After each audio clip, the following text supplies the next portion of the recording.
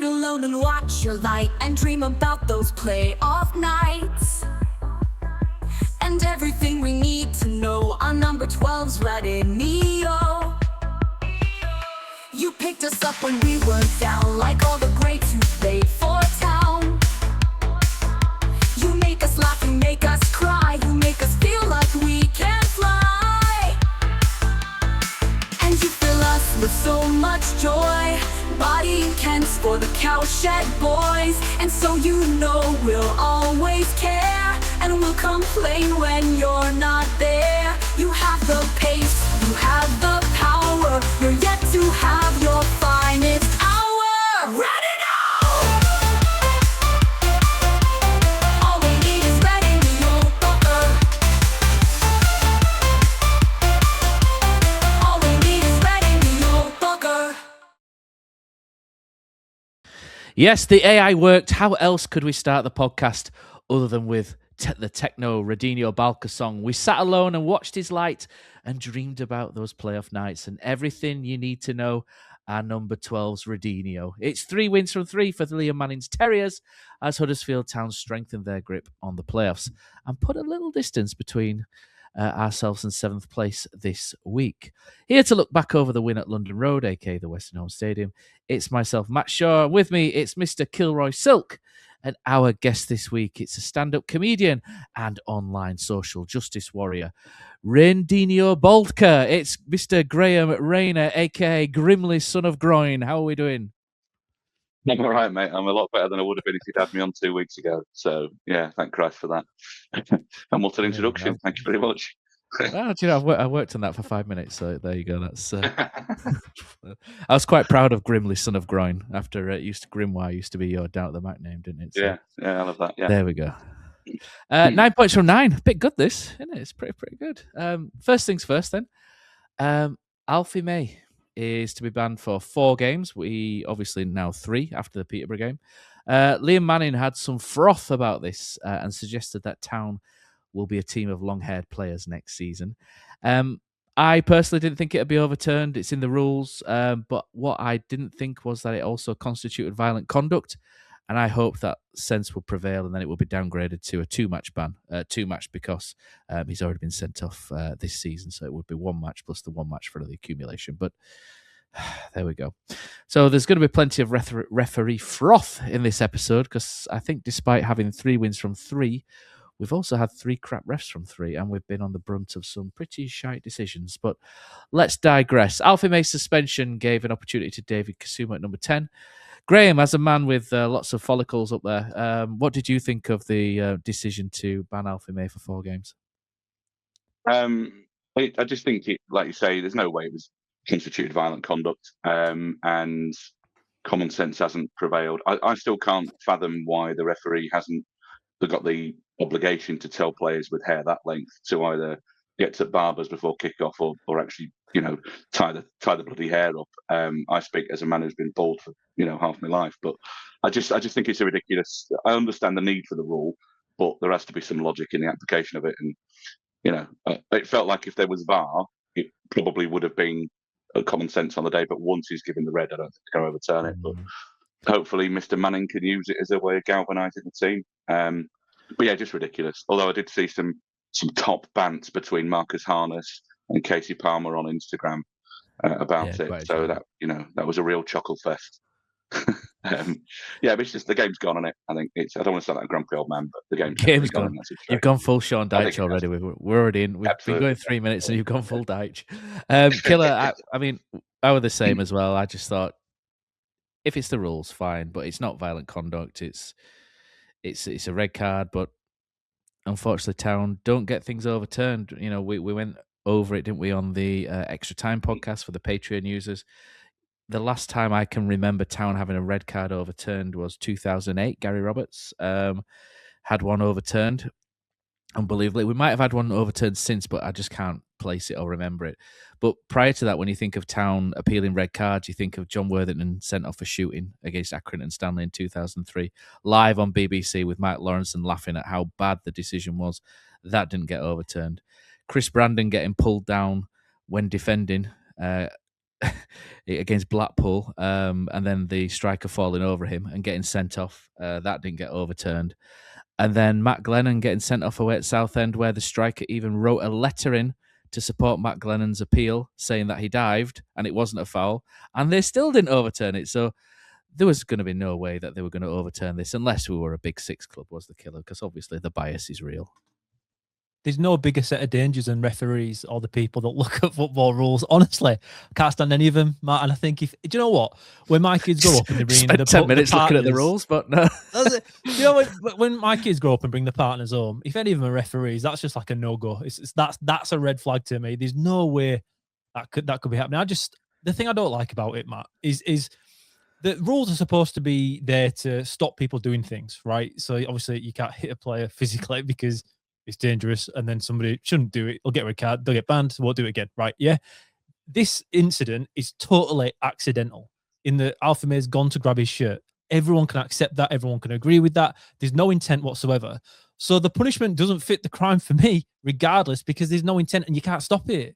What he did wasn't malicious, wasn't dangerous, wasn't any sort of intent, Matt. I don't understand how it can be a 4-match ban. I don't understand how it can be justified to be a 4-match ban. In that, to me, it's a bit like being last man, taking somebody down accident, not on purpose, but being the last man. It's a red card, but you're not going over and beyond doing something awful, right? But when you get a 4-game ban for it, I know the extra one's because he's already been sent off once this year. But still, for me, it's ridiculous. It's a ridiculous rule. And Ian Holloway surmised my view on referees this weekend better than anybody could have. The anger he had was even better than the banter, like you say, going between Casey Palmer and Harness. It was fitting for that to come this weekend, because the way the game is run when it comes to the rules and the bans and, like you say, overturning decisions that everyone can see is not right, just doesn't happen, because they think they're better than everybody else, they think they're bigger than everybody else, and they think they're more important than everybody else. So when you watch Sky Sports and they've got an hour with Dermot, whatever he is, referee, come on, talk absolute crap and bore everyone senseless for an hour, and that gets me wound up more than Mikey, the guy on the bicycle in London who tries to tell everybody off. I am, Matt, because I'm not going full Graham Rayner early saying the game's gone. The game's not gone, because the game was gone when it comes to refereeing decisions a long, long time ago. It's just now the egotistical side of what footballers always have had. Referees kind of are trying to take that upon themselves as well. I think it's just a total joke. And how in any game that is a 4-match ban for doing something that everyone can accept is accidental is just not on. It's not on. And I understand why it's not going to get overturned, because they're never going to overturn it. And it's not surprising that's happened, Matt, like you've said.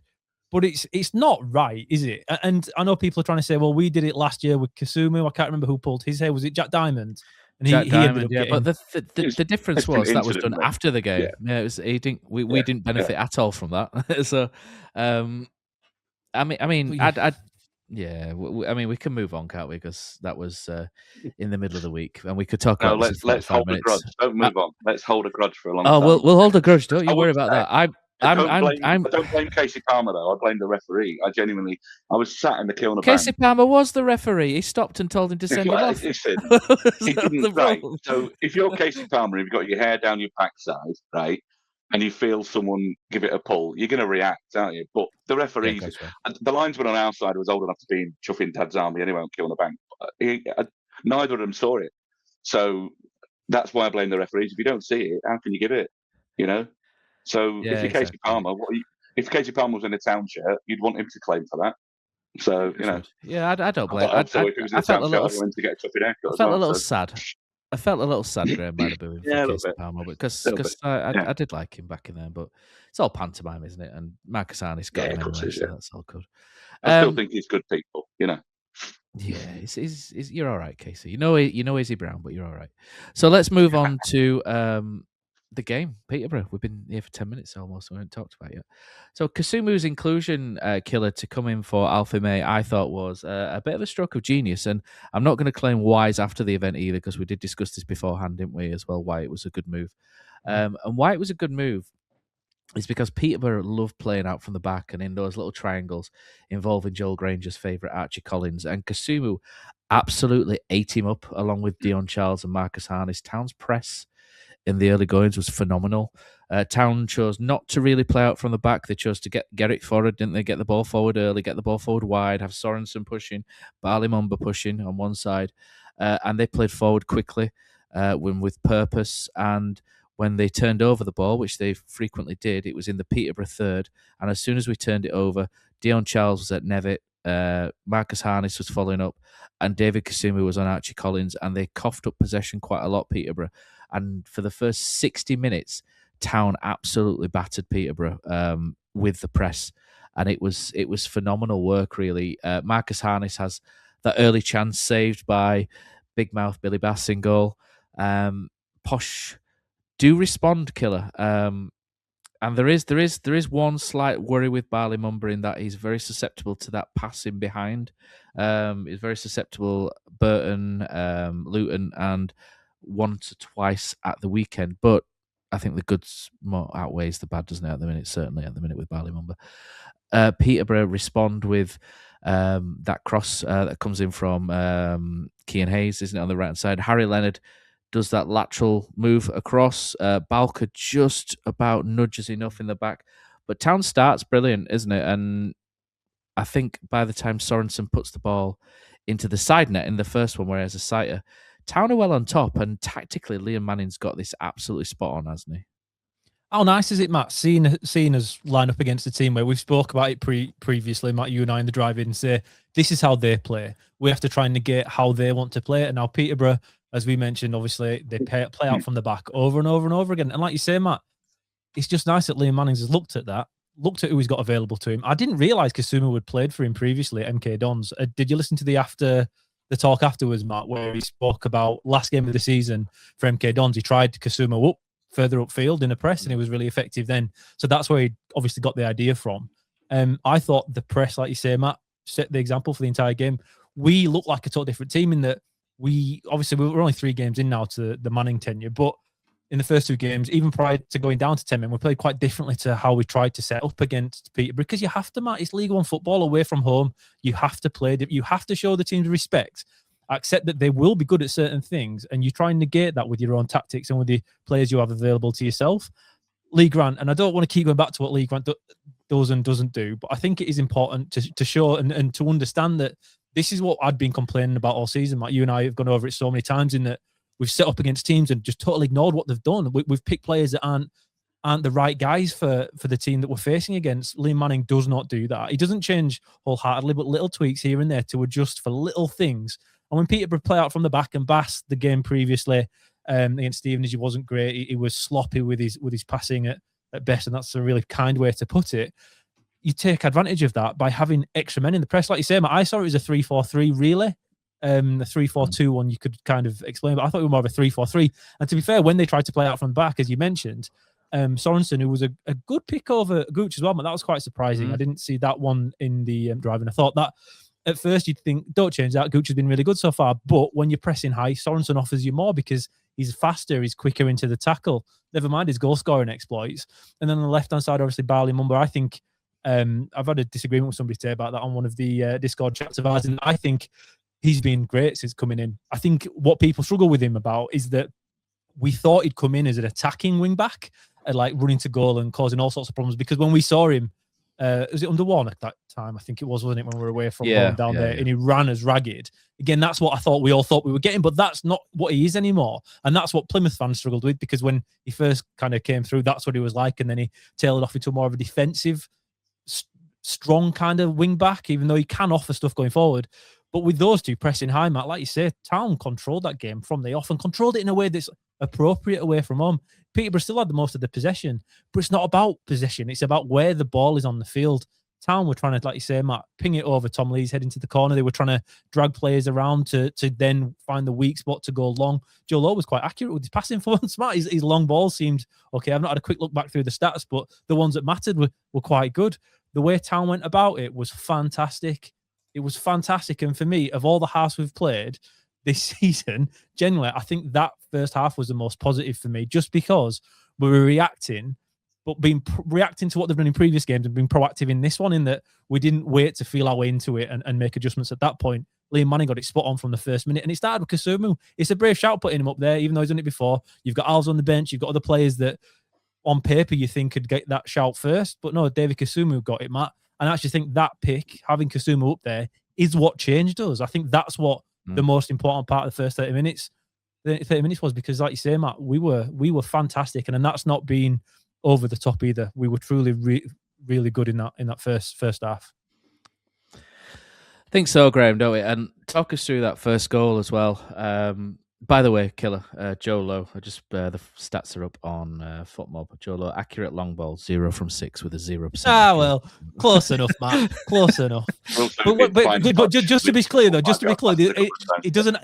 It's not about the first man receiving the ball. Just as the winning goal came from, that'll be an uncompleted pass from Feeney.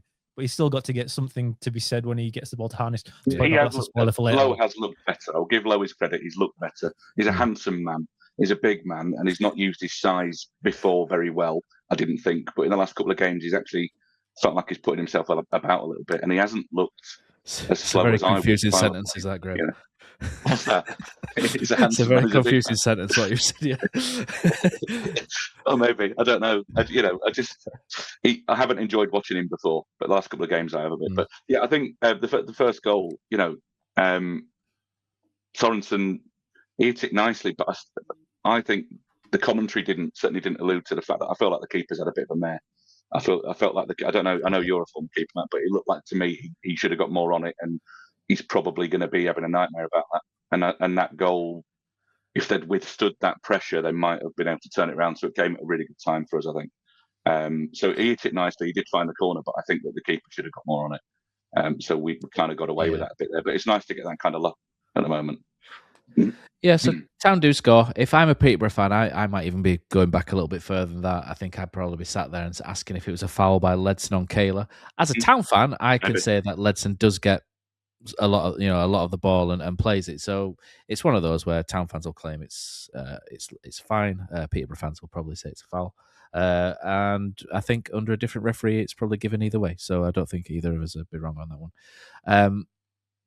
So he does get some of the ball. Charles picks it up and he plays it into Sorensen. Killer, buy a ticket, win a raffle. That's pretty much it, isn't it? The shot across the keeper. They always say put the ball across the keeper. And big mouth Alex Bass. I keep thinking, when I see his name, I always think of that fish that sings, the big mouth Billy Bass. I can't help it. But he kind of like flaps it a little bit like a fish, doesn't he? And to the corner. Yeah, he does. But Town deserved it. Yeah, we were better team by miles. We deserved to be a goal up by that point. There was enough. Again, this is where XG had done it, Matt. There was a few half chances before, and which on their own, maybe it shouldn't have definitely gone in. But when you have 3, 4, 5 like that, that's when you kind of deserve the goal. And this was that one. For me, it's not a free kick. I think, do you know what I love though? Seeing Ledson bite into tackles like that. That's what you want a captain to do. And he hadn't done it enough, has he, up until recently? But like you say, he's gone in. To me, he gets the ball. Brilliant week. He gets he has. He gets the ball just before the man, I think, just before. But to be fair, if it is given as a free kick, I don't think you can complain either. Right? It's one of those that you just have to go with. But the run from Charles is good. He holds off, he holds off 2 defenders and he waits before he plays Sorensen in really well. I think the defender's done really, really poor on that. And if we're conceding that goal, Matt, I'm going mental at Johnston for turning his back. He turns his back on Sorensen and it goes through his legs. You never turn your back, you face it. You face that ball because that's when you know you can try at least to block it, but he doesn't. He turns his back through his legs. And for me, Bass should have done better as well. To be honest, he's really quite wide. But as you say, Matt, Sorensen's done the right thing. He's had a proper go at it, and he's found the bottom corner of the net. He's had a really good week. I thought he was brilliant when he came on Tuesday. It was like a different player. So yeah, like you say, buy a ticket, you might win a prize, and he did. But yeah, he's won me over a bit more recently. Is he a handsome man as well, Graham? So yeah, he's not my type. So what's really good here as well is that this season, when Town have scored away from home, they've sat off. We've gone 1-0 up and we sat off under Lee Grant. And it's not going to be one of these where every time Town play well, we're going to hammer Lee Grant, because that's not really what we want to do. But we had lost 8 of 14 away games this season in the league from home. But on this occasion, Town kept the pressure up. They kept the ball going. They didn't retreat into a shell. And it takes a bravery. And I think 2 home wins have helped with Town's confidence, certainly in this past week. But Town it's a different animal all of a sudden, Huddersfield out. We're no longer like the turtle out, grab some lettuce, goes back in the shit. This is a terrible analogy, it needs work. But we're completely, we're very, very different, and we're still at teams at this point. And it's in the second half. As the second half goes on, Graham, it's only Town that are pushing at this point. Peterborough are rocking. Town are probably unfortunate not to go further ahead, but to be fair to Peterborough, they kind of hold out. And you can just see every now and then there's a little flash where you think, do you know what? Peterborough are a pretty good side. They're just not having the best of days at the minute.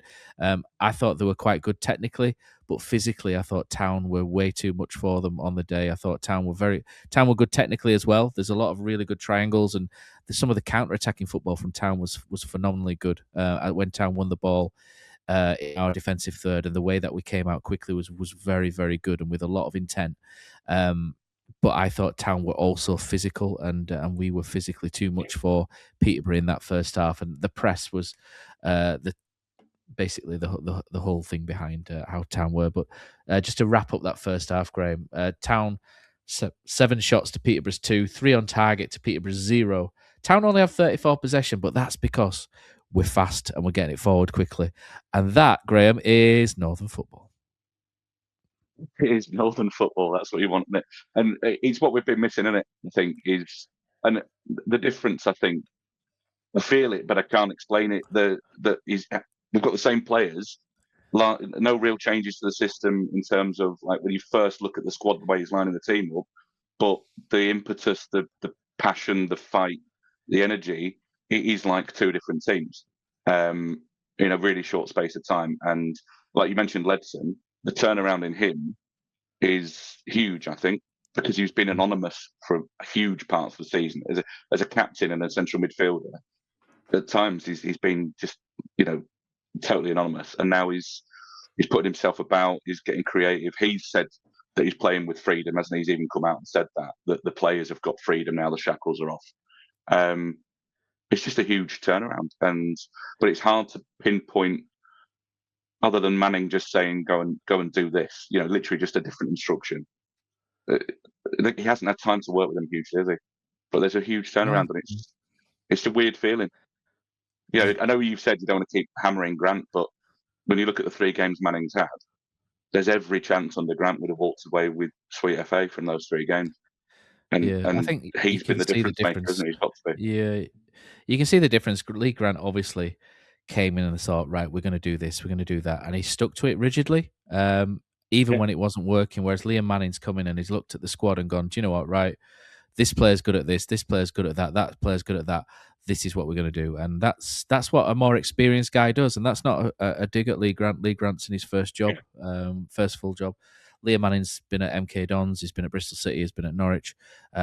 He's done a stint in Belgium as well. So he's had several jobs before coming here. So he's got that experience to be able to do that. He's younger than Lee Grant, but he's got more experience. So I'm not going to blame Lee Grant. Yeah, he's younger than me. He's younger than me and you, Graham. It's depressing. Yeah, it's when managers get younger. I remember when players started being younger than me, and it'd been depressing. Now it's managers. It's going to be chairman before long. That's going to be even worse. But, I don't want to bash Lee Grant. I'm sure he's a nice guy and he had the best intentions, but somehow Manning's coming and giving him a green light to go out and play the way they want to play. And there are people that have just, like you say, just turned it around. Joe Lowe looks better. Ledson looks better. It's just a shame that we didn't have this earlier, isn't it? I think 100%. Because now you look and you just think we've left ourselves too much to do to get automatic, and it's playoffs all the way now, which is just a lottery, isn't it? As much as you might have a sexy AI song about the playoffs, it's a massive lottery. It's nice to see you using AI for what it's intended for, by the way, which is just generating filth. So we're pleased with that. Europop. Yeah. Europop is what it's for. Yeah, but I just wish we'd, done this from this. If we'd had someone like this from the start of the season, it shows what the players are capable of, doesn't it? Yeah, absolutely. But I think the only thing left with the first half is that Collins was probably a little bit lucky not to see a red. I think it might be O'Brien Brady gets back just in time, doesn't he, to sort of support him as he pulls Dion Charles down. It's a blatant pullback because Dion Charles is going to be in on goal otherwise, but I think he's probably fortunate enough that he's got 1 or 2 players just a couple of feet behind. So I think that's probably the right decision by the referee. Second half, like we said under Lee Grant, we tended to play really well in one half for a spell in one half, and then the next half would be completely unrecognisable. And it was so frustrating. The whole season, it was so frustrating, and we never understood why we could never connect the dots and put a full 90 minutes together. And Town come out in the second half just as good as we were in the first half, and that's a lovely surprise. It shouldn't be a lovely surprise at this stage with some of the players that we've got, but it was. We came out, Mumba has a shot deflected wide, there's a corner. Marcus Harness puts a fantastic corner in, shades of Sorba Thomas with the whip and dip on it, whip and dip. Could be the title of a future podcast. And all we need is Radinho Balker, killer. It's time to get the glow sticks out, the lateral run across the box. He's been marked by the right back Donnelly, and it's quite clever from Town this, because Balker starts on the far post with Donnelly, and he runs across Joe Lowe, and Joe Lowe steps out and blocks off Donnelly, which is legal. He's not grabbed him, but not much. And then Balker's then free to make that run to the near post, and that's why he gets the free header, because they've worked well together, and Joe Lowe's stepped across, used his ample frame, Graham, and then Balker's got on the front post, and he's missed a couple of headers recently as Balker, and they've been working on. You can see they've been working on things from set pieces, and it's good to see it finally come together. Goal, wasn't it? It was due a goal. He was, yeah. He gets across and flicks it to the corner. Izzy Brown's celebrating in the away end with Boothie, which is something you'd never thought you'd see. But it's a good goal from Town, isn't it? It's a good set piece goal. I know Peterborough will be annoyed because it's a set piece, but set pieces are becoming prominent again in the game, aren't they? Arsenal in particular are set piece kings at the minute and top in the Premier League, thanks in part to that. So if it's good enough for them, killer, it's good enough for us. I almost went full dodgy there with a rendition. I loved it. I'll tell you what, though, this is funny, right? Because I complain about zonal marking from corners. I've been complaining about it all. We scored this goal because Peterborough man for man, so they're not zonal, and this is what we take advantage of here. Joe Lowe, like you say, Matt, he bodies Nevitt and Donnelly, so there's two of them he takes out, and now I think Donnelly didn't want them to follow Balker, and it should have been Nevitt's to slip and go with him. Nobody does anything, but Joe Lowe has caused that goal. Joe Lowe's grabbing people. I think just saying blocking's, I think he's a bit more than that. I think he had his hand on him. To be fair, I think Joe Lowe could have been in the Royal Rumble, couldn't he, on Saturday night with some of the he could with the size of him, he could be anyway. But no, it's a great move. And when you are man for man in the box, if one person gets free like that, no one else will adjust because they want to stay with their man, and that's why Balker's free. And like Meatloaf said, he was 2 out of 3 ain't bad, wasn't it? Balker should have had 3 headed goals this week. He should have scored a couple against Luton. Obviously, nothing works out too well there. One out of 3 ain't bad then, killer. But so 1 out of 3 is our version. So that's not too bad here, is it? But it was a cracking header, cracking crossing and design. That's the best part of it for me, Matt. It's not just sometimes corners you do just whack him in, and people can say, "Oh, designed." Some are, some aren't. It totally was because Joe Lowe's given the job to block him. So Balker can be the free man to the front post onto Harness's great cross. And like you say, Matt, it was more than deserved. It was a thoroughly deserved 2-goal lead at that point. With the press was still working really well. They were very lucky, not only for Connolly, Matt. I think on it, Brian Brady was the second t-shirt pull at the end of the first half as well when he was already in a yellow card. I've got that to go soon. I've queued that up, ready to froth. Don't you worry about that. Well, we're already frothing about that at half time anyway. We're having a chat with Chris Fountain about it on X, saying he shouldn't have been on the pitch. It was an absolute joke. He was still there. But no, it's just nice to see Town finally get ahead far enough as we deserve to based on what was going on in the field. And a design play from a corner, Matt. It's just another tick in the box of Lee Manning, isn't it? I think this might have been a grantism, though. I do think we've tried this previously. I think we've seen this designed run, and that's why time and time again there was a period of the season where we kept going front man on the cross, front man on the corner, and it never quite worked. Whereas it did on Saturday, and thoroughly deserved at that. And do you know what was great as well? Apparently there were little semblance of the Radinho Balker song being chanted in the away end. Apparently they didn't quite get most of it, but they did get quite a little. Matt, he did. I heard it. So I can't go too into how I was watching the game, but long story short, there was no commentary, and you could just hear the crowd all the way through, and they did sing it, Matt. However, I was absolutely delighted when they didn't finish it off because I thought if they would have, you'd have never stopped talking about it. So I'm quite happy that he didn't fully go the entire way, Matt. But it was there. I think they were just singing "All We Need Is Radio Balker," weren't they? So if anybody doesn't know, it's the Radio Gaga song to Queen. I've nicked it from Hearts because they do it for Claudio Braga, and it is brilliant when Hearts sing it, and it sounds amazing when Hearts do it. I don't think we can do it as good as them because they're all in tune and everything. And Graham will back me up. The Edinburgh accent is a fantastic accent, and it sounds.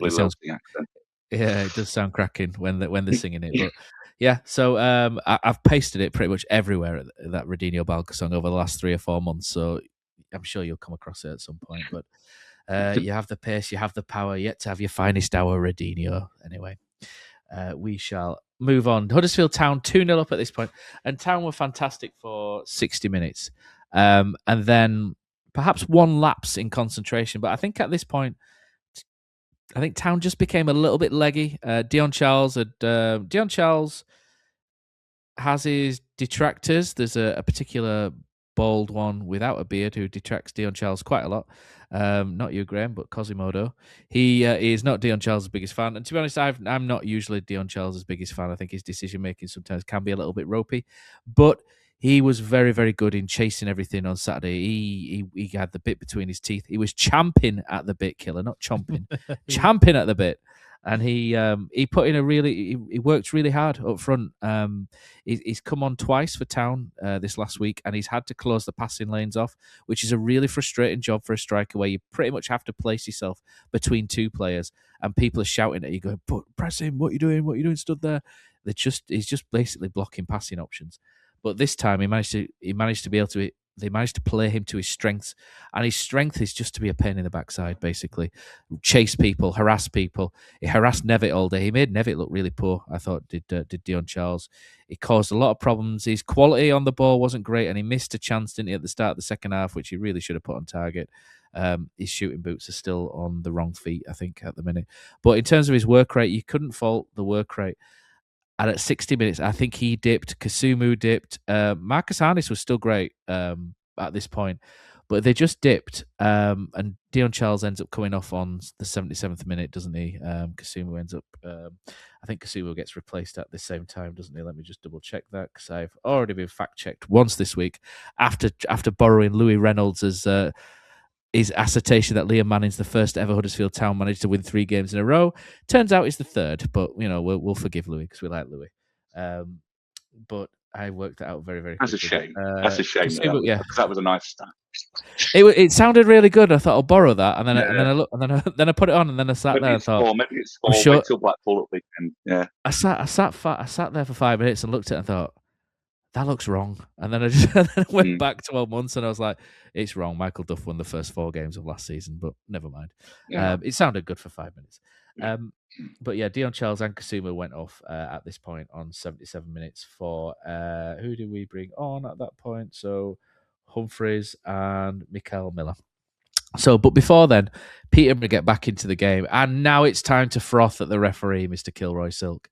So, the first thing I think we need to mention is that the decision not to send off ex-Town Academy player Donato Brian Brady was just pathetic, because he'd already been booked and he stopped a counter-attack by pretty much taking the shirt off the back of, was it Dion Charles? I can't remember who it was, but he took the shirt off his back. He literally yanks him back. It is the most yellow card you will see, and the referee bottles giving him a yellow card because he's already given him one. He should have gone. There's no excuse not to go. Peterborough should have been down to 10 men. It's not a debate. That is the most. Basically, the second. It's the most yellowest of yellow cards you will see, and he doesn't get one. That's where I was trying to go with that. Then, Killer, the first goal for Peterborough. You have some froth as well. Oh, just referees. I've had enough of them. I've had enough is enough, Mark, with them. Like you say, that yellow, the second yellow for Brian Brady is the most straightforward decision you can make. A bar like a keeper kicking it straight out for a throw-in. It's not even debatable. There's nothing in the rulebook to get out of that being a yellow card. It's a deliberate pull of the shirt, which is a yellow card. It's as simple as that. If you're not 1-0 down at home, you get the red card. You get the second yellow card. The only reason that didn't happen was because we were winning at that point. That's the only reason he gets it off at that point. It's the only reason it can be, because it's as straightforward a second yellow as you mentioned, Matt. But then, like you said, they there's an issue before the referee decision here that annoys me, that Gooch comes on, and now you're right, Matt, at 60 minutes, our press totally dropped. And when Lee Grant was here, this happened as well at times, and he did absolutely nothing. Manning, unfortunately for him, didn't have the options on the bench to do it. I were getting frothed. I was looking 60 minutes. Look, we need to make a change here, and it was Dion Charles that was the issue. And this shows you, though, it shows you in football how your defense can be affected so much by the lack of press up top. In that, all of a sudden the defense dropped deeper and deeper and deeper because nobody was doing the press up top. Nobody could hold the ball. And okay, we didn't really have the possession at the beginning of the game either. It wasn't necessarily about possession. It's just about running those passing lanes down, like you say, Matt, making it hard for them to play out. Gooch has just come on at this point for Sorensen. He came on 2 minutes before the goal, and he is really at fault here in that he's come on and he's expecting to play a little bit higher. So if you watch back on the highlights, you can see him going in two minds, in that Johnson's got it, I think, at left back. And he doesn't know whether to go or to sit because the rest of the defensive line have already started dropping because they're knackered, because we're not getting the press up top. That's where the error is initially. But like you say, Matt, the ball kind of goes on the left-hand side. And whilst Gooch is at fault at that point, when the ball then is cut in to Leonard at the front post, who makes a run off Wallace's shoulder. Everyone was blaming Joe Lowe for this. It's nothing to do with Joe Lowe. It's Wallace's man. And just because of his pace, he's never going to get there. That is Town's weakness at the moment with Lowe and Wallace. They are going to lose this race 10 times out of 10. The problem I have with it, Matt, is about 5 yard offside. He should have never have happened. So his first shot that's gone onto the post and rebounded off to my boy Lisby should never have counted. It should have been an offside, a stonewall offside. I didn't really see it in normal time. I thought it was just too quick, and Wallace is so slow that it's not offside. But if you watch it back, he's clearly offside. More offside than Bojan was the other night against, was it Luton? I think it was, wasn't it, when he was given the offside? Far more offside than that. He shouldn't have counted on that regard. Right. I get it happens quickly. I understand that. But it was just another example of how many decisions in this game went against us. It was clearly offside. However, Matt, if Wallace makes that second block after his first one, like a Phil Jones header, amazing, wasn't it? Oh, it was incredible, wasn't it? And the second one were a Phil Jones. He went to head the ball off Lisby's foot, and if he'd have got there, it'd have been the greatest block of all time. I'm absolutely good. I love Murray Wallace. He's just it was quality, wasn't it? But that's what you do though when you are blocking it. He made the first error, not being able to track his man, even though he was offside. And I do actually think, though, Wallace looked slower because he left him knowing he was offside. Obviously, he didn't have time to put his hand up because it was that quick. He was trying to stop Lisby scoring. That he didn't really have time to show that he thought he was offside, but he was very much offside. However, good effort to try and block the shot, and why you always have to keep facing where the ball is, because you never know. He nearly stopped that, which would have been unbelievable that he did. However, he didn't, and Lisby put him back in contention. Town Town default at this point, don't they? The Peterborough score and Graham. What Town try and do is they try and do what they did against Luton and what they did against Bradford, and that's to default into that low block and see the game out. When it works, you kind of take your hat off, don't you? When it doesn't work, it's one of those that makes people froth a little bit and gets people all angry and whippy. Expecting 3 games in a row of being able to ride it out. Yeah, a lot to be expected to be able to do that 3 games in a row. Yeah, I'll pass that on to you. So for me, just to cap off what we've been talking about the referee there, O'Brien Brady, it's the most yellow card I've seen since Aidan Baldwin last week for Bradford, which obviously wasn't a yellow card as well. So this is what we mean about 3 games of refereeing, but we shouldn't complain too much. We won 3. Maybe we need dodgy referees to win a game. Maybe that's the magic there. Anyway. Town try this low block. McGuane gives away, and do you know what? Peterborough don't really they get territory, but they don't get chances. Town are marshalled very well, and then it's just one mistake, and again it's the referee.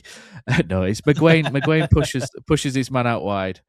McGuane says afterwards he didn't think it was a free kick. I think it is a free kick, to be honest. You can't push someone and them go down. It's a joke though, Matt. It's a dive. It is a dive. He's got his arm on him. He's barely touched him, and he's thrown himself to the floor. That's what's frustrating about it. It isn't shoulder to shoulder again. He's going. I think you have to look at McGuane and say, "Look, he's going nowhere. So why are you giving? Why are you?" Oh yeah, it's a silly thing that he did. It's a silly thing that he did. He just didn't need to do it. Joe Taylor did this a lot, didn't he? He kind of gave stupid free kicks away by doing silly things. Yeah. You just don't need to do it. You don't need to put your arm in there. But he's gone down easy as anything. But then McGuane should, like you say, he shouldn't have done it. But it's 2026. It's a soft free kick. Players are waiting for it, aren't they? But it's not the 80s or the 90s. It's 2026. Any touch and they go down. You know, I see it at junior football all the time. People throw themselves to the floor because they see it all the time. It's normal for them. And I think, like you say, it's just a silly decision. But I think McGuane, You have to live with that one. compared to what he did the week before, much less of a. Oh, it's personal growth, isn't it, Graham? Personal growth. Then look at him; he's getting better, he's improving. Yeah. While stroking his growing beard. Yeah. There's so that free kick comes in. Leonard flicks it, and as Leonard flicks it, Lisby's offside. And so I want to cast your mind back to last season. So Peterborough fans will probably argue, well, Lisby doesn't score, Donnelly does, and Donnelly's onside. I want to cast your mind back to Reading last season when Town played Reading away. A free kick comes in. Nigel Lonvike is offside, goes for the ball, doesn't get it. Matty Pearson heads it in. It's offside per the rules because Nigel Lonvike has gone for the ball and therefore he's technically obstructed the defence because he's gone for the ball. Yeah. Kyrell Lisby almost bicycle kicks off Dornelly's face, trying to put that in the net. It's offside under the rules. That's the third big decision that the referees got wrong in this game. Thankfully, it doesn't cost us, Graham. But for me, again, it's offside. You can kind of look at that and say Town possibly should have defended this better with 3 men in the box. Should it be Marcus Harness marking Leonard? You got to kind of question that one a little bit. But for me, Peterborough are probably very happy at this point. But for us, it's a silly free kick to give away. We think it's offside, might not be, but it's one to have a froth at on a podcast, isn't it? If Town don't go up the other end and score. That's the thing, isn't it? Because it would be what we'd be talking about and focusing on. But and I wouldn't normally do this kind of thing. But let's give the referee a break. Maybe, I don't know. He's clearly not had the help of his assistants. All right, maybe not. Listen, do you not want to know what like you, Graham? Have you listened to this before, Graham? Have you listened to us before? He spent no time on the fence today about referees. I coached junior football, and my junior football team today, we had the honour of being refed by Bobby Madley. So I'm feeling good about referees today because we got bummed, but he really looks after the lads today, so it was nice for them. So I'm feeling like let's not slag all referees off. No, Bobby and Andy Madley are good lads. The rest of them they're all right, aren't they? Town fans, but yeah, I mean this guy on yesterday he was a bellend, wasn't he? So, but the thing that's the one that really sticks in my craw isn't either goal, because I still think that we're culpable for a lot of what happened. Yeah. But the failure to send off triple-barreled midfielder who used to play for us, whose name I can't remember, just because for me, the impact of what he did was several times bigger than Alfie May accidentally grabbing some hair on Tuesday night. Yet the consequences for us are much bigger. It just doesn't. It's where football just is crazy.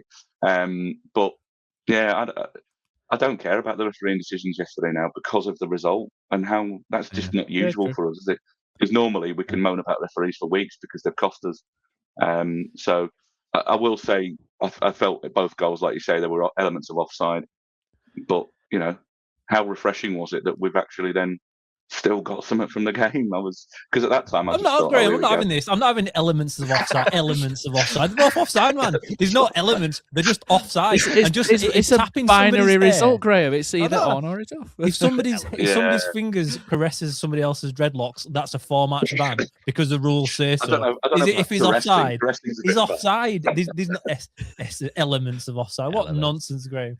No, the problem with the goal was he's sat there reading his wife smelling stuff on the side, isn't it? Elements and essence of this and what. He just got Bobby Madley to sign his referee laws of the game book today, Graham, and he's just going back through it, making sure he's all right.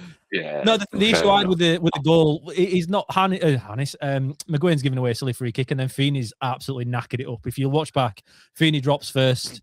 4 Peterborough lads then are onside because of him. Wallace isn't there.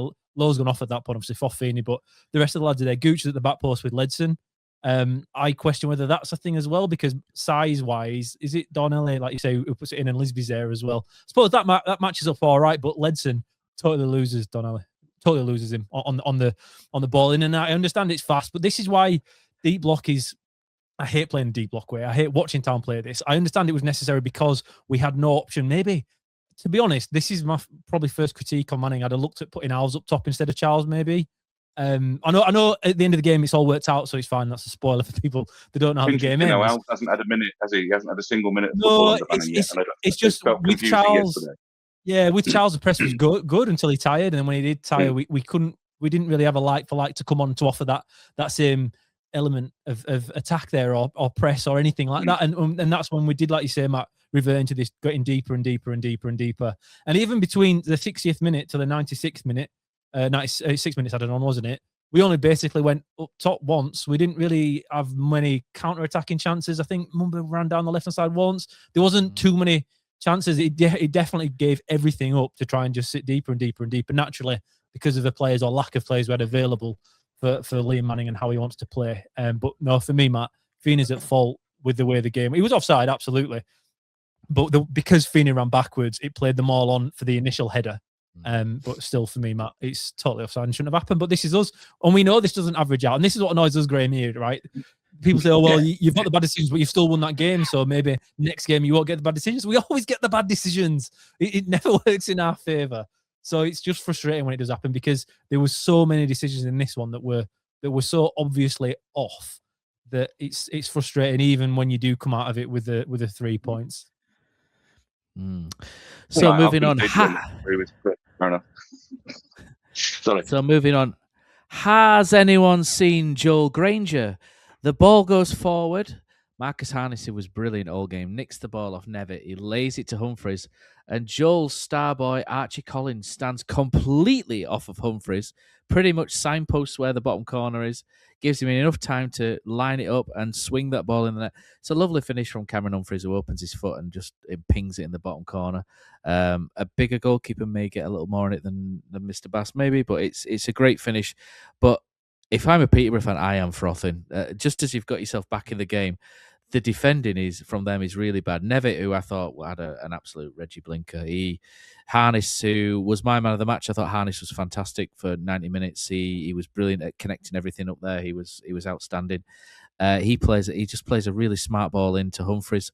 Humphreys gets up and just looks up and picks his spot. But if you watch Archie Collins, he's stood. You should always get goal side. It's Graham, you coach a team at under 16-ish level. I coach kids half that, and even then they know about goal side and having to stand between the goal and your man. Archie Collins just literally is like the wrong side of him, and it's like he's waiting for Humphreys to come inside, and Humphreys just goes, "No, all right, I'm having this," and he pings it in the bottom corner. And Town deserved to win the game from the first 60 minutes, probably not from the previous 20, but they ping the ball, and it's the first time Town have got a late winner in the 89th minute or more since Rhys Healy's header against Millwall in April 2024. So that's almost 2 years since Town last scored a late winner. So Liam Manning slaying dragons, fantastic to see. Killer, I was buzzing when he slotted that in the bottom corner. It was a great finish. Peterborough fans are going to be frothing at that, and I wouldn't blame them. But from us, we love it because Marcus Harness works hard, nicks the ball away, and he makes it really just by some really smart football. I had deja vu and PTSD watching Tom Lees chase a long ball backwards, Matt, to be totally honest. I saw Feeney's pinged it over his head, and Tom Lees is getting there every day of the week to start off with until he looks like he's running in treacle, and Harness gets there first. And honestly, it just scars me from seeing it last year over and over again. But like you say, when Humphreys gets the nice ball from Harness, and whilst it looks really simple, that ball, Harness has played it at the right time as well. Humphreys has stood there on the edge of the box, and like you say, what is he doing? What defensive work is that from Peterborough? It just shows you again, this division is so much more about being defensively resolute than it is about how many goals you can score going forward. We were the top goal scorers in this league prior to Liam Manning coming in. But okay, we've conceded a couple of goals here that both shouldn't have counted. We kept 2 clean sheets in the other game with the other 2 games when we've had 10 men. We are defensively resolute, and what happened there with Peterborough's defending, Matt, doesn't happen with Town defending anymore. We don't defend like that. That's not us. We understand it's so important, and every team selection we have now. That's why I think Graham Alf doesn't play at the moment. In that, okay, we can see what he can do on the ball. As soon as Leo Castledine went, he looked like the option, the replacement 10. But for Liam Manning, he likes players like Kasumu that can do the pressing but can also do the defensive work. And that's because that you don't give goals away like that. And over the course of the season, you win more games than you don't because of it.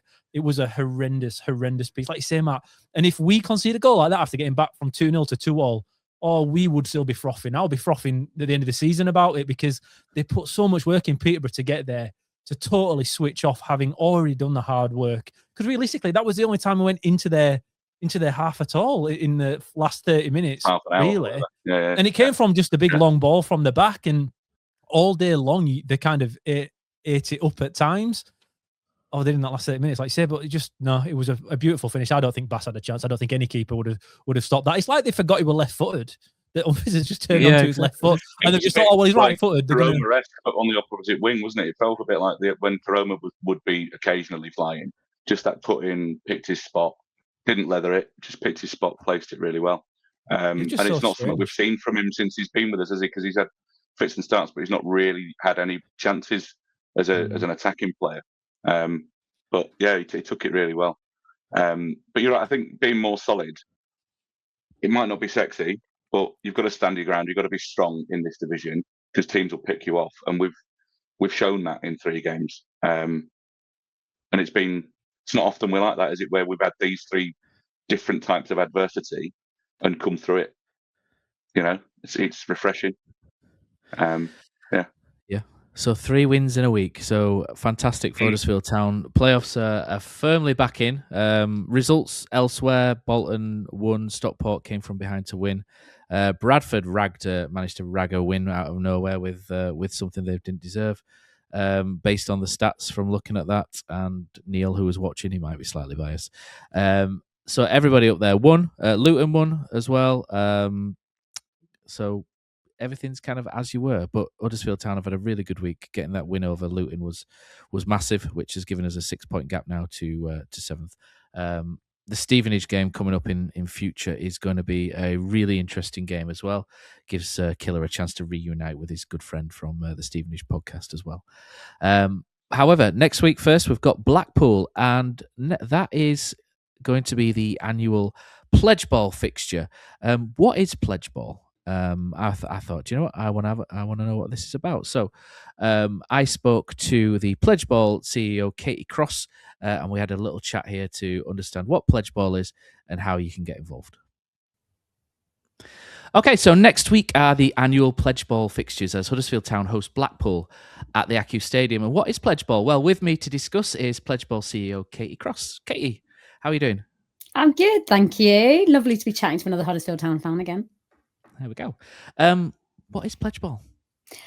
So Pledgeball started off by a group of fans. Actually, one town fan who will go unnamed was kind of integral to starting it. But the whole point of it really is to rally fellow fans to address climate change, to kind of clean up our air, keep our green spaces. And like I said, Town have been on it since the beginning. One of the first clubs to ever get involved. We're now in the 5th season, what we call the Pledgeball League. Town currently sit 4th in the Pledgeball League, so have a real shot at the title. And really what we do is invite fans to make like planet-friendly commitments in support of their clubs. Really, really simple. In this, so doing, they enter a prize draw, in this particular case, to win 2 season cards for 26-27 or home shirt signed by a player of your choice. And it pushes your club up the table. And I'd love to come back up to Huddersfield and present you guys with a trophy. So as a Huddersfield fan, how do we get involved with Pledgeball? So how do we push Huddersfield up that league? Really simple. Go to pledgeball.org. On that homepage, you'll see the league table. Like I said, Town currently sitting in 4th, and you literally see a pledge button there next to Huddersfield Town, and you make your pledges. And these can be as small as you like. You tend to find people already doing loads of stuff. I mean, I know Huddersfield is particularly good about sourcing things locally. For example, there's a lot of amazing local produce. So it might be around buying local produce, might be around growing your own fruit and veg.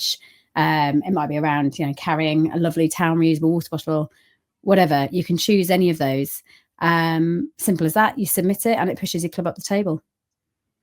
Fantastic. So if you want to get involved, it's pledgeball.org, isn't it, Katie? And get on there, make a couple of pledges, and let's push Huddersfield Town up the league and make it better for the environment.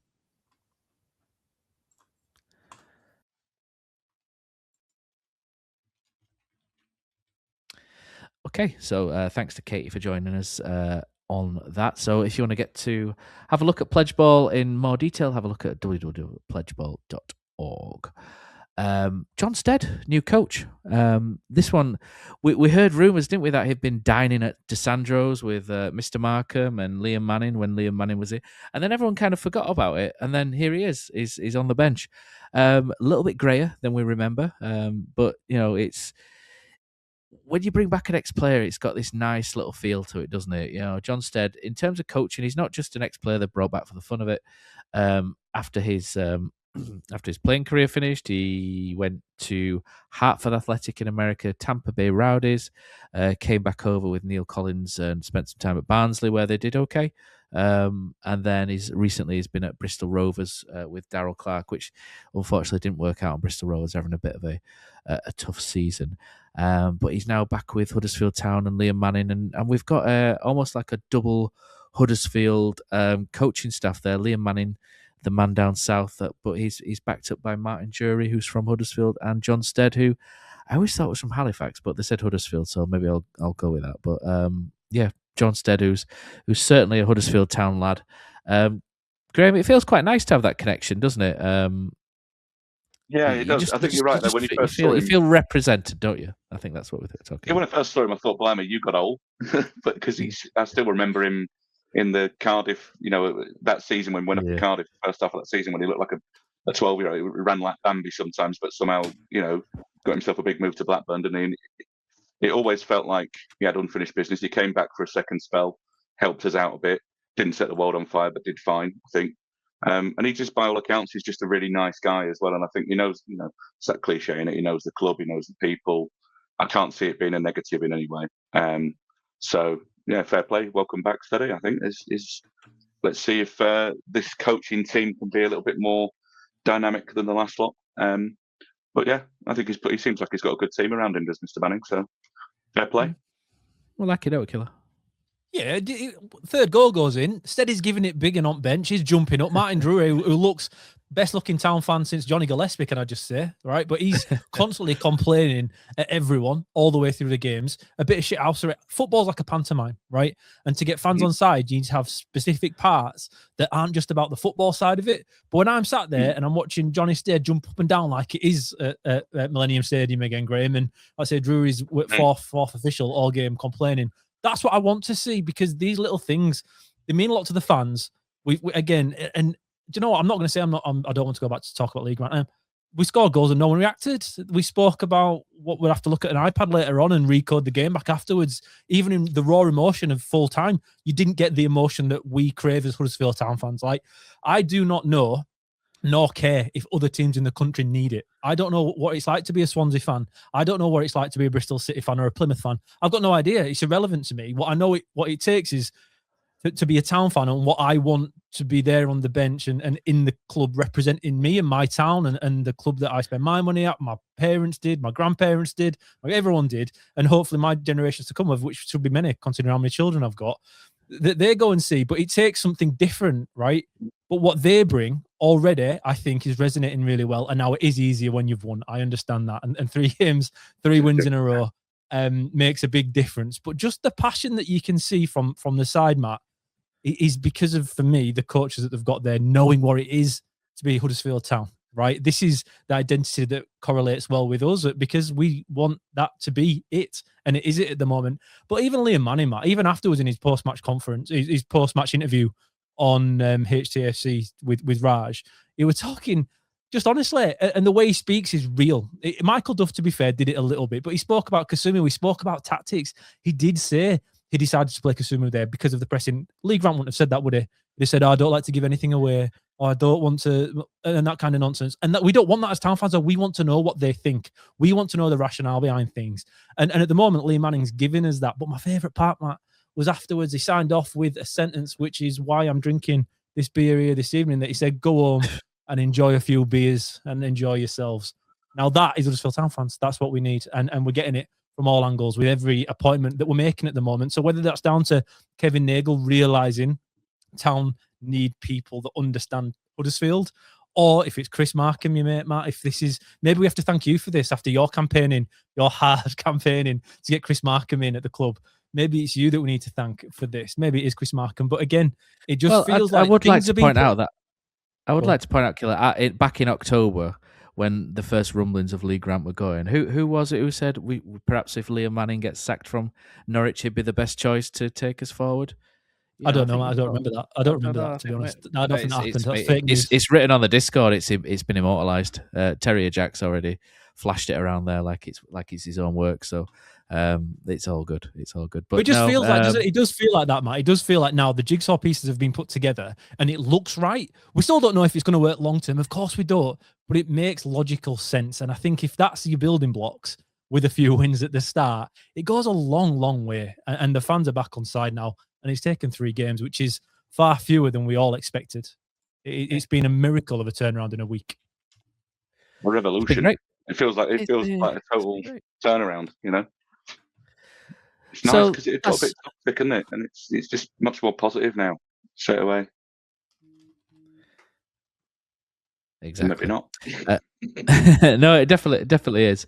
I had a message come up from WhatsApp. I didn't know if it was relevant to this, but we're currently waiting on a potential Huddersfield Town signing, and we'll talk about that in the window next. Okay. But first, let's. We've been rambling on for almost an hour, so let's have the Andy Takes That Chance squad from Discord about what they've had to say about the game at Peterborough. Bonjour, je m'appelle Bouvet. Hello. There is no one here to take your call, so for your convenience, we have answered it automatically. Now don't hang up. When you hear the tone, leave your name and a brief message, and we will contact you upon our return. Hey guys, it's Marcus doing the Peterborough United review. 3-2 in the end, a very late scare, but also a very, very good moment, I think, for the fans and for everyone. Finally getting a late goal after 9 million years. But yeah, a really good result, obviously. 9 points out of 9, 3 wins out of 3. A great week for Liam Manning. And I mean, he's seen like real resolve from the team. I mean, to get pegged back to 2-2, you're probably thinking, I mean, I guess we'll take the point. You'd have taken it before maybe the game, but yeah, to be 2-0 up, you'd be a bit frustrated. But then, like I say, Cameron Humphries steps up and we come away with all 3 points. And I'm sure that it's seen a bit of resolve just to the fact, yes, it's disappointing we've conceded 2, but they've not put their heads down. They've got up the other end of the pitch and they found the goal. So, yeah, really, really good. A few more additions before the end of January, and we might be looking really good under Liam Manning up the town.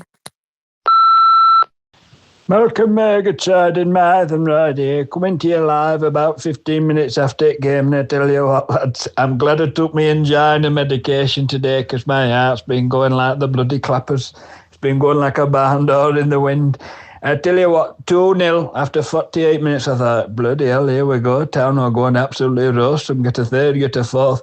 If I have one bone of contention, I would like to maybe have a little bit of a go at the likes of Joe Lowe for just turning off and just forgetting what he was doing and, bloody losing his man at front post and letting him get in, and that, that led to Lesby getting in at back post and getting Peterborough back into game 2-1.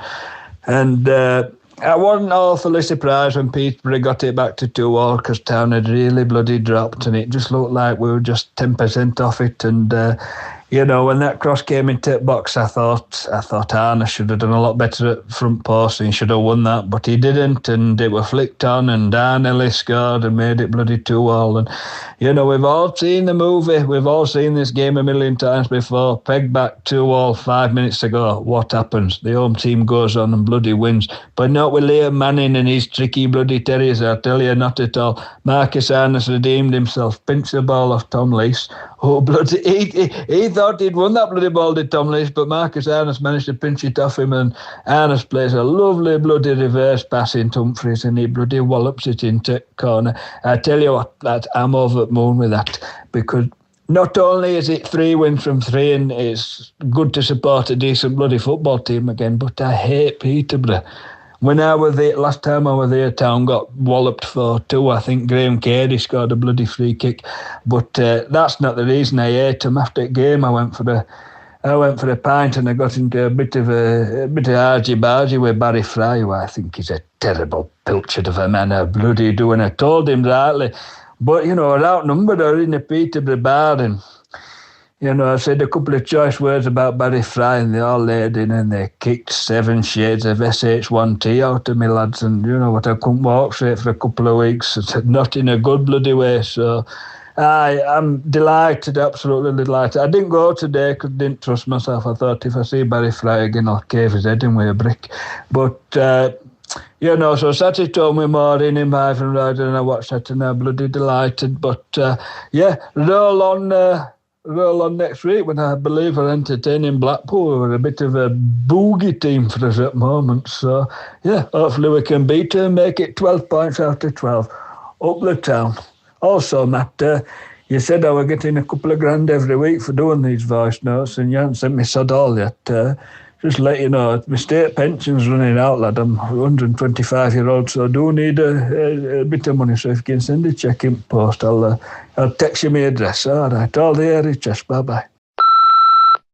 All right, so it's Jerry Hennon after Town 3, Posh 2, and I've got a hot take. My hot take is that Huddersfield are lucky to have been unlucky this season, by which I mean you look at some of the results under Lee Grant. You had the home draws against Wimbledon and Burton. You had the road draw against Northampton, and then a couple other results where you say, Town really deserved to get more than the 1 point that they got out of that game. You look at Opta's expected table, which is based on XG, and it has Town as, the second best team in the division behind Bolton. And that's an exaggeration.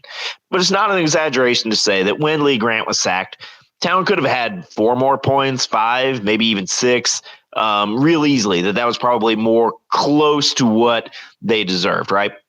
And if Town have those 4 to 6 more points, do they sack Lee Grant if they're 4th in the table? If they're 5 or 6 points off of the autos instead of 10? I probably don't think they do. And so I think Lee Grant is still probably in charge. And so I don't think we would have seen these 3 terrific games that we've seen out of Huddersfield Town. And we would all be sitting here thinking, well, even if we make the playoffs, there's no shot at beating a Stockport or a Bolton. But there is that shot because Liam Manning was appointed and they've picked up these 9 points. And, just the confidence level as a fan is there that was not there previously. And so, I think Town can say they were a little unfortunate not to be a little bit closer, to that top 2 and not a little bit higher up the table. But I think Town actually were very fortunate because they've been kind of forced into making the managerial change that I think we can all see is going to make the difference in this season. Up to Town. Hey, it's James Bartby here. Wow, what a difference a week makes. 3 wins, 9 points. That's what you call a new manager bounce. Absolutely superb. That's Huddersfield Town that I want to see. That fight, that passion, that commitment, that never giving up. I've had adversity in all 3 of those games, whether it be red cards or, giving up a 2-goal lead and then having to go again. But we did it. We've come through it. Probably too little too late in terms of automatic because Lincoln just keep winning as well. So the gap stays at 10 points, which is annoying. But what this week has done is it's rendered everyone's games in hand on us as somewhat meaningless because only Stevenage can catch us with 2 games in hand. And I think Barnsley could go above us, because they've got like 5 games in hand. But those 2 play each other. That's one of their games in hand. And that's a good thing. Barnsley, while they probably won't catch us, they could have a say because I think their other games in hand are against the likes of Luton and Cardiff and that. So, all in all, really, really good. Don't think we'll get top 2. I am still clinging to that faint hope, but the run rate we need now to get that is just ridiculous.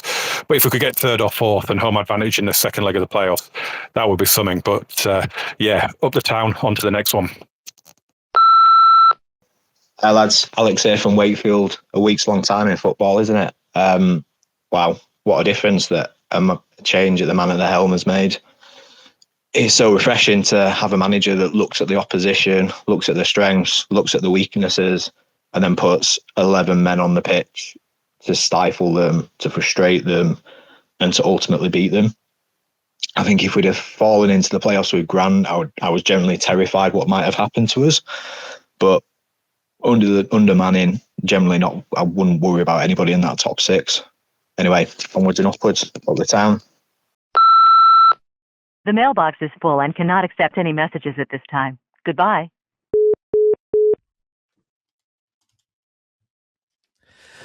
Okay, so thanks to everybody for sending in their voice notes. If you do want to get involved with that, you join us on our Discord, and then you can send a little voice note on the app. It's pretty handy. Graham, you're a funny guy. You can send some comedy in for us on that one as well. I'll So try. I don't know if I can top Mr. Murgatroyd though, because he's rapidly becoming a bit of a national treasure, isn't he? I think. do you know what he was until he decided to try go on his own on Twitter, and now he's just weirding people out. I think so. So I think there's a little bit of love and hate going on. A bit Marmite is Malcolm. Marmite, Malcolm Murgatroyd from Marthen Roy. We'll add another M into the mix. But anyway, go to the window. What do we need? So I think in terms of the window, Town were really well placed prior to the Luton game. I think we just perhaps needed one striker. Maybe an attacking midfielder would have been nice, but not a necessity. We were just one striker away, and it being a backup striker at this point as well. So when you go to other clubs and you say, right, we've got Bojan Radulovic, we've got Dion Charles, we've got Alfie May, can you lend us a striker who's going to be third or fourth pick, please? You're not going to be at the head of that queue. And you have to be honest with the game time that you offer people. So I don't think Town were particularly quite ahead of the queue for people like Devante Cole, for example, who's gone to Luton. So I don't think, and I don't know that for sure, but I don't imagine he would have been in the offing, because he would have been looking to come from Port Vale's first team to go into someone else's first team, etc. So it's a difficult sell, is where I'm going with that. And I think a lot of people on social media, the way I've read it is like it's like going to the supermarket and picking up a loaf of bread. It's not that easy, And after the Luton game, all of a sudden, Alfie May's missing for 4 games. Bojan Radulovic's missing for 8 weeks. And the whole thing has shifted right at the end of the window, which is not easy to deal with, because you now go for a striker who that you'd ignored for the previous 4 weeks of the window. You go to their agent and say, "Oh, can we get so and so and so and so?" And they'll be like, "Well, where have you been for the last month?" When 15 other clubs have been courting him and saying all these nice things. It's very difficult to have your whole window thrown up into confusion at the last minute. So I've got some sympathy with Liam Manning and those at the club, Lee Mabry, etc., Jake Edwards, Chris Markham. They're all involved in that. It's going to be difficult now to go out and replace Bojan Radulovic. So the one name that's been linked, and we think, because Peter O'Rourke's been Peter Squawk, we'll call him because he's been squawking away, that Town are going to sign Bobby Wales on loan from Swansea. Now that's your backup player. That's a really good backup player to Bojan, to Alfie May, someone who you can bring off the bench, someone with growth potential, even though it's a short-term loan, who can play a part in the end of this season. But you're not relying on a kid who's barely got in the Swansea team and barely even got in the Kilmarnock team while he was there, to be the man to come in and be your main focal point up front. And now that's all changed. So Town, if you listen to Pete O'Rourke, have been denied in trying to sign Ashley Barnes today. So that looks like Town have read the room. They need to replace Bojan Radulovic. But at this point in the window, it's very, very difficult. A lot of strikers have gone already. You get right to the end and others are kind of waiting to get ins before they let others go out, and you get this whole domino effect. So Town are, like I say, in a really difficult position, Killer. It's one that they've not bargained with. Knowing from listening to the likes of Lee Mabry and how they work, etc., I'm sure they had targets. That they will have they'll have contingency plan for every player. When someone gets injured, there's our 5 players for contingency. That's the easy part. The hard part is then going out and getting these players when everyone else wants a striker in January. It is so hard.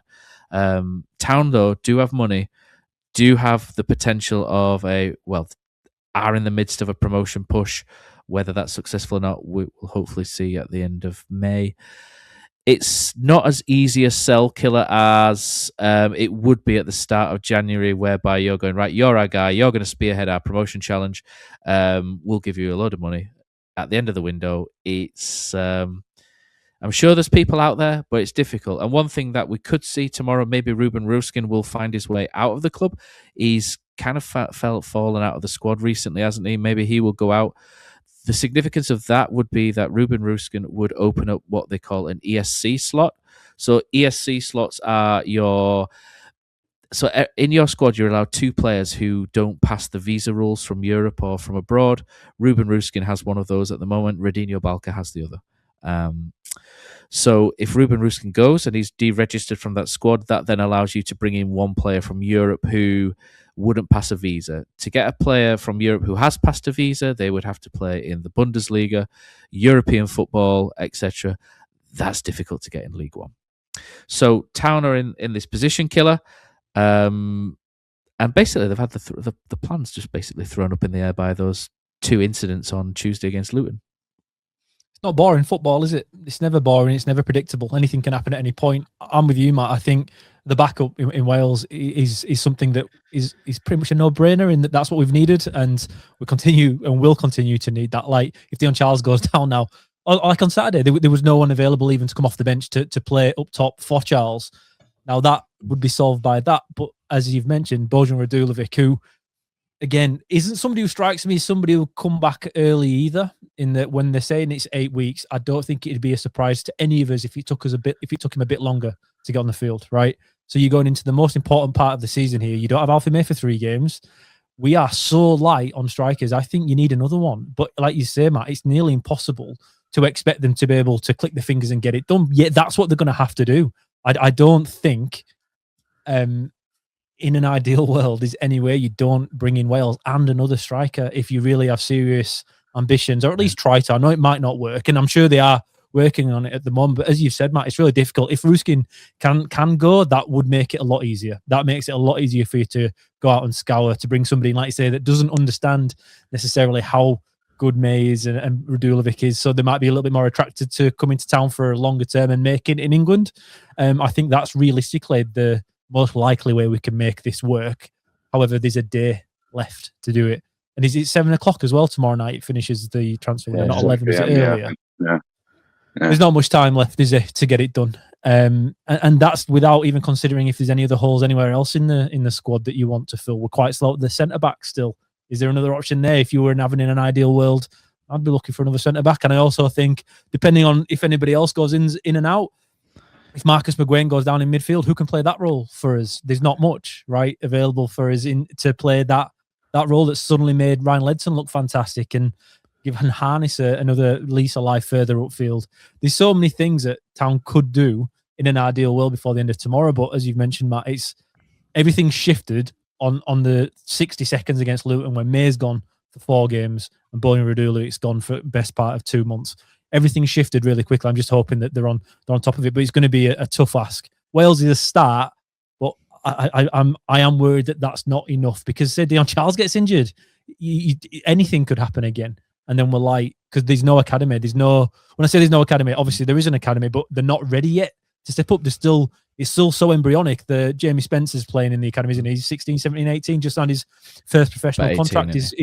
He's scored. He's got a lot of goals and assists for the under 21s, but our under 21s now aren't what our under 21s were a few years ago, when you had the likes of Tommy Smith like trying to come through, and when you had the lads of that kind of quality that we just don't have at the moment. We'll get there in time, but not now. So it's a real tough one for Kevin Nagle to work out, isn't it, Matt? In that, do we gamble now and go for it because we are close? We've won 3 games in a row. Is now the time to pull the trigger and have a proper go, or not? I don't know. Last year we went for it and it didn't turn out too well, did it? To be totally honest, with Taylor and Charles. So maybe we just need to see what happens. But it's going to be a long day for him tomorrow. I think he'll pull the trigger on somebody if he can. I think if there's someone there, I don't think he's going to be sitting on his checkbook. You know, I'm not saying he's going to throw money in it, but I don't think he's going to be afraid of spending a bit of money, because you've got to say, from where the position we're in and the position the last 3 games has put us in, you've got to say no regrets at the end of the season. You've got to go for it, because another year in this division and potentially having the fan base feeling like it's because we could have got someone and didn't, it just becomes, let's go all the way is what the mentality's got to be now, I think. And I think he will. But he's not been shy at spending money, has he? Let's give him credit there. No, it doesn't go half end, does Kevin Nagle, does he? No, we need to. I mean, seeing people today suggesting Ashley Barnes wouldn't have been a good idea is just a bit ridiculous, I think. I know he's knocking on, but he's 36. He's still getting in Premier League squads. All right, not playing a lot. He'd have been somebody that I think would have done a job for us, surely. You know, I think in a Ryan Manning team whereby you're looking for a pivot. You're not really looking for an out and out goal scorer. You're looking for someone just to play around. I don't think he'd be a bad choice at all, to be honest. And he'd be a knobhead as well. He's a proper knobhead when he plays. Yeah, he wants shit out now and again, don't he? Yeah, exactly. It'd be an absolute pain in the backside for especially in League One. And he's just a character. He's just that character as well. Sometimes you need you go away to Peterborough or wherever's next, Stevenage, etc.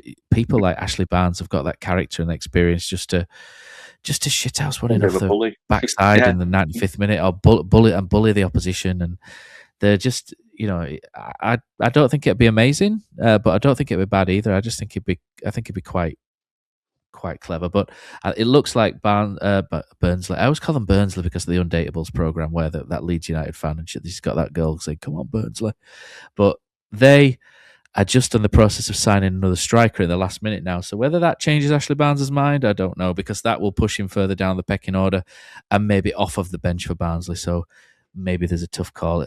Burnley to Huddersfield's not a big drive, so maybe that could be on for tomorrow. So I think that's it for the window. So we'll try and wrap up now because we've been going for over an hour.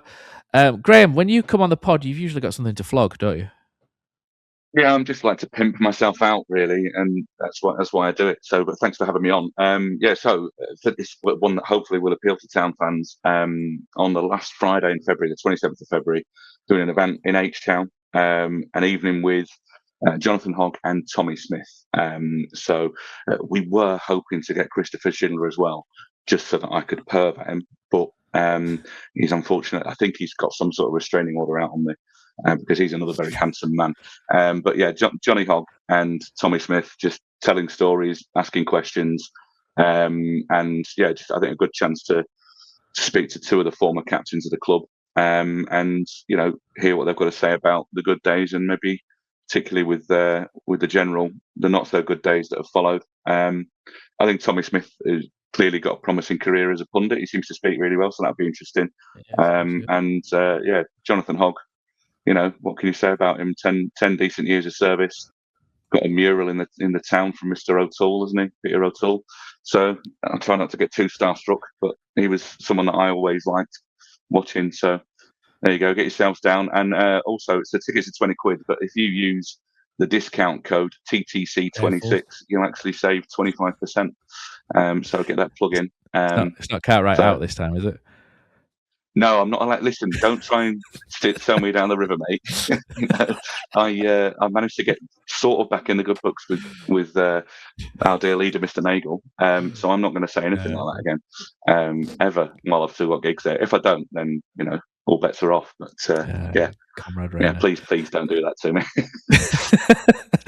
No, but it sounds like a good night. So Graham will be hosting that with Jonathan Hogg, Tommy Smith. Friday, 27th of February at 8 p.m. The bar will be open, won't it? Amongst other things. H-Town is just a great place to hang out anyway, isn't it? It's just it's a fantastic place to come and chill out.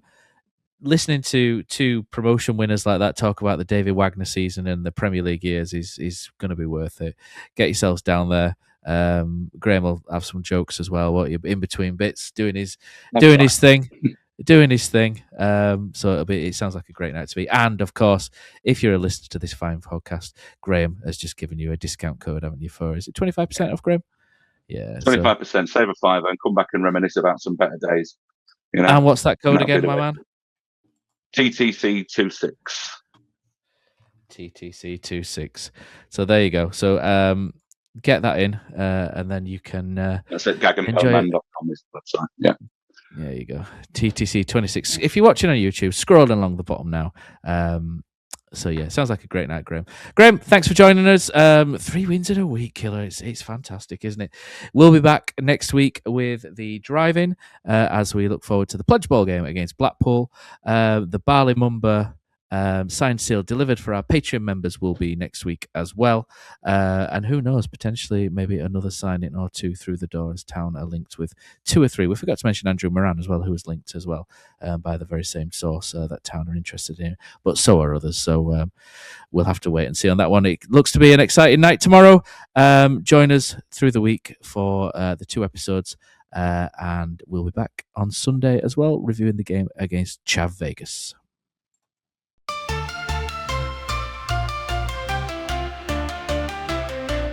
I sit alone and watch your light and dream about those playoff nights. And everything we need to know, our number 12's ready, Neo. You picked us up when we were down, like all the greats who played for Town.